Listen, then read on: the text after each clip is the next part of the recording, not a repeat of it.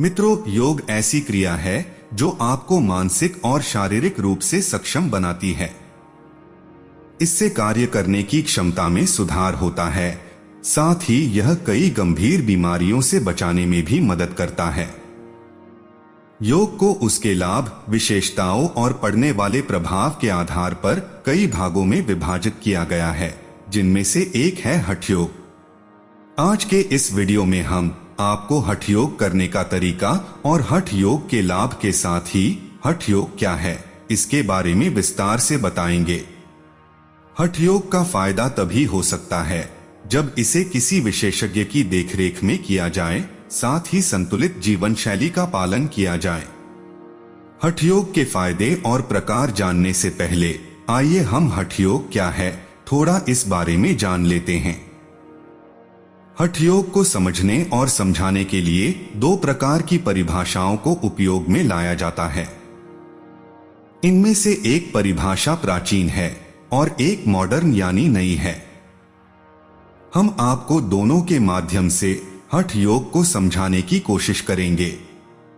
हठ योग की प्राचीन परिभाषा। हठ योग दो शब्दों के मेल से बना है।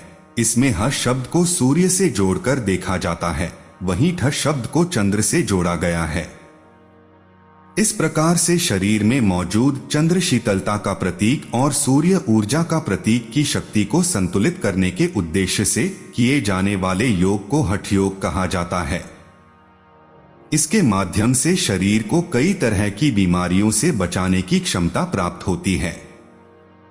हठ योग की नई परिभाषा।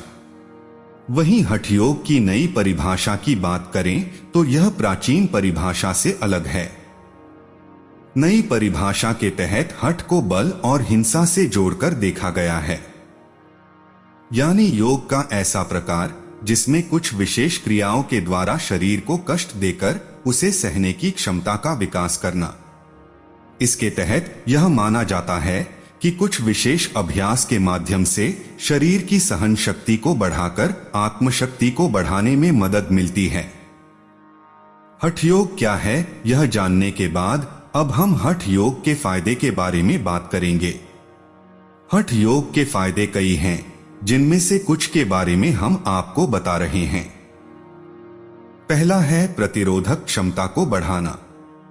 माना जाता है कि हठ योग के माध्यम से शरीर की कई विशेष ग्रंथियां उत्तेजित होती हैं और वह शरीर के लिए लाभकारी हार्मोन्स को बढ़ाने में मदद कर सकती हैं। इस तरह शरीर की प्रतिरोधक क्षमता बढ़ सकती है और शरीर कई गंभीर बीमारियों से खुद को बचाने में सक्षम हो सकता है। दूसरा है तनाव को दूर करना। योग को तनाव दूर करने का एक उत्तम विकल्प माना गया है। वहीं हठ योग भी मन को शांत करता है। यह चिंता और तनाव जैसे मानसिक समस्याओं से मुक्ति दिलाने में मदद करता है। तीसरा है तंत्रिका तंत्र को ठीक करना। मानसिक और शारीरिक स्वास्थ्य के साथ साथ हठ योग के फायदे में तंत्रिका तंत्र को ठीक करना भी शामिल है। इसके अभ्यास से रक्त संचार में सुधार होता है, जिससे नसों के तनाव में कमी आ सकती है। चौथा है हड्डियों की मजबूती। हड्डियों के लिए भी हठ योग के लाभ माने गए हैं। इसके माध्यम से हड्डियां मजबूत हो सकती हैं। साथ ही यह हड्डियों से संबंधित विकार जैसे ऑस्टियोपोरोसिस को दूर करने में सहायक माना जाता है। पांचवा है पीठ दर्द में राहत। हठ योग हड्डियों के घनत्व को बढ़ाकर उन्हें मजबूती प्रदान करने में मदद करता है। साथ ही यह मांसपेशियों से संबंधित दर्द को दूर करने में भी सहायक साबित हो सकता है। ये दोनों ही पीठ दर्द का कारण हो सकते हैं, इसलिए यह कहा जा सकता है कि हठ योग के माध्यम से पीठ दर्द से छुटकारा पाया जा सकता है। छठा है हृदय स्वास्थ्य के लिए लाभदायक। हृदय स्वास्थ्य के लिए भी हठ योग को लाभदायक माना गया है।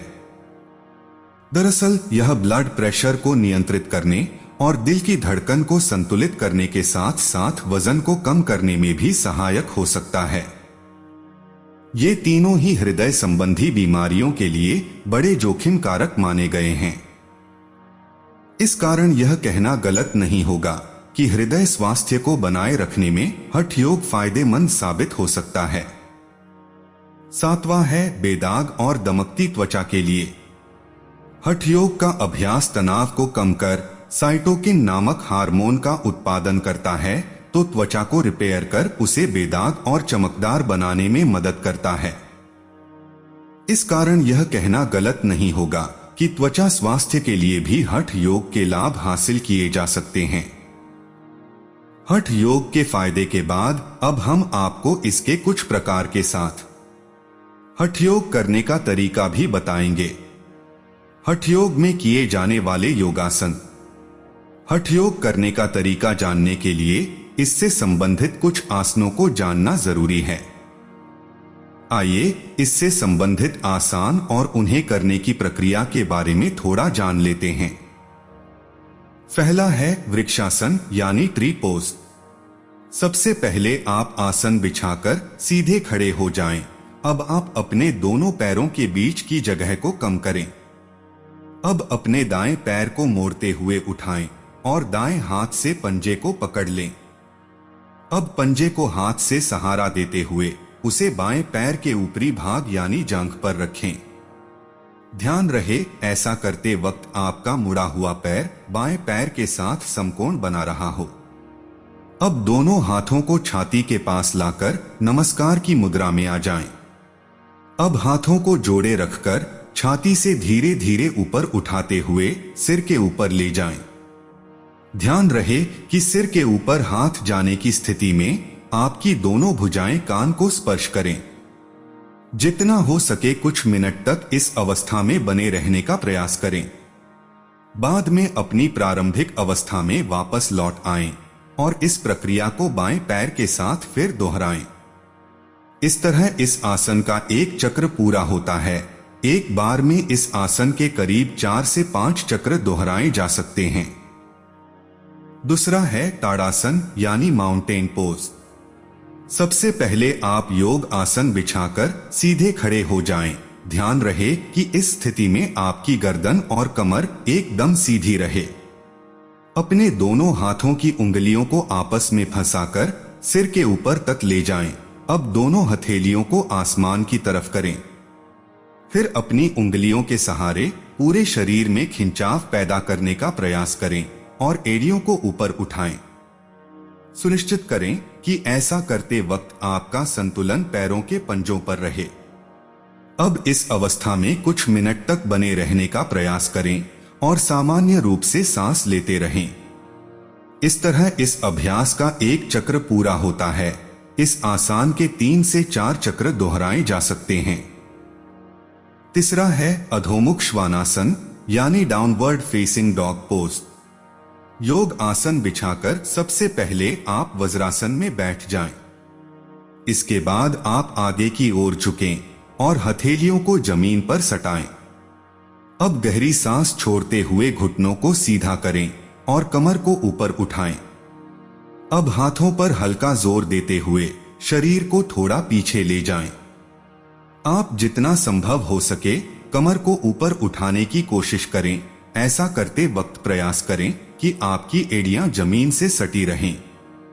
अब इसी स्थिति में बने रहकर अपनी नाभि की ओर देखें।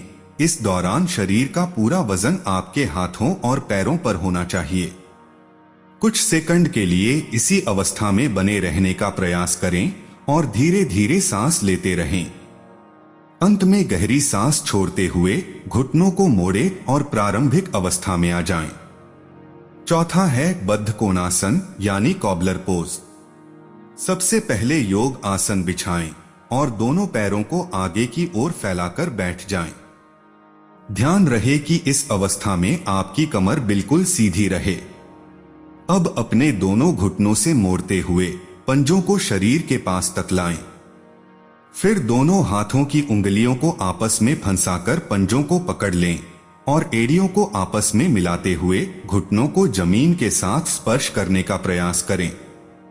ध्यान रहे ऐसा करते वक्त आप अपने हाथों से दबाव देकर घुटनों को जमीन पर छुआने का प्रयास न करें। जांघ पर जोर देते हुए जितना हो सके घुटनों को जमीन तक ले जाने का प्रयास करें।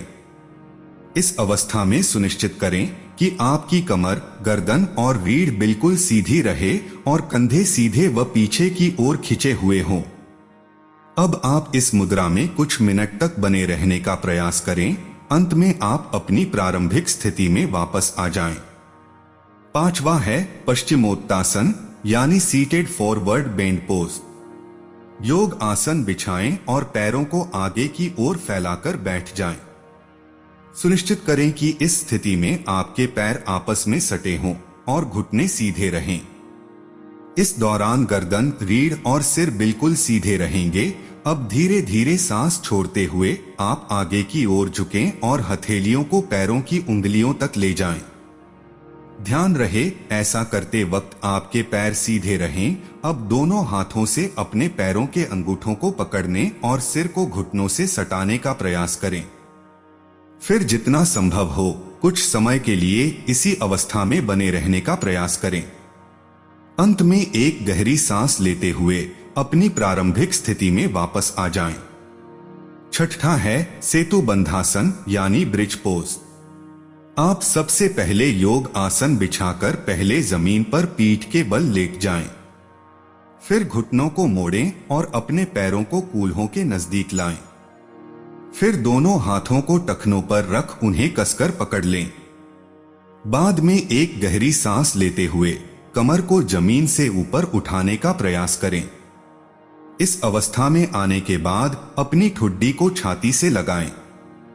अब कुछ मिनट के लिए इसी अवस्था में बने रहने का प्रयास करें और सामान्य गति से सांस लेते रहें। अंत में एक गहरी सांस छोड़ते हुए अपनी प्रारंभिक स्थिति में वापस आ जाएं। 7वां है बालासन यानी चाइल्ड पोज। इसके लिए सबसे पहले आप योग आसन बिछाएं और वज्रासन में बैठ जाएं। अब एक गहरी सांस लेते हुए अपने दोनों हाथों को ऊपर उठाते हुए सिर के ऊपर तक ले जाएं। इसके बाद सांस छोड़ते हुए आगे की ओर झुक जाएं।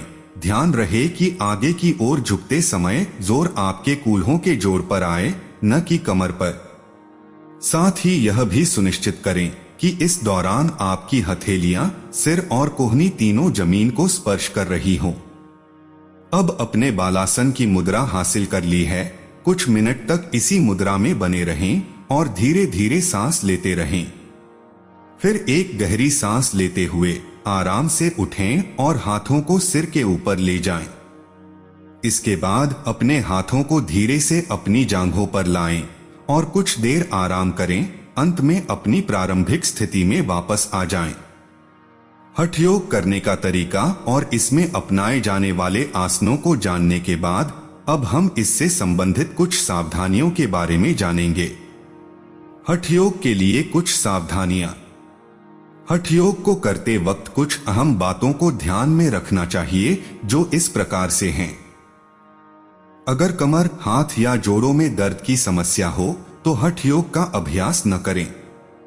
मांसपेशियों में खिंचाव या दर्द होने पर आपको इसके अभ्यास से दूर रहना चाहिए। किसी प्रकार की सर्जरी हुई हो तो हठ योग को बिल्कुल भी न करें। अगर आप पहली बार इस योग का अभ्यास करने जा रहे हैं तो प्रशिक्षक की मौजूदगी में ही इसे करें। गर्भवती महिलाओं को हठ योग करने से बचना चाहिए। हठ योग में आप शारीरिक क्रियाओं और सांस लेने की प्रक्रिया पर विशेष ध्यान दें।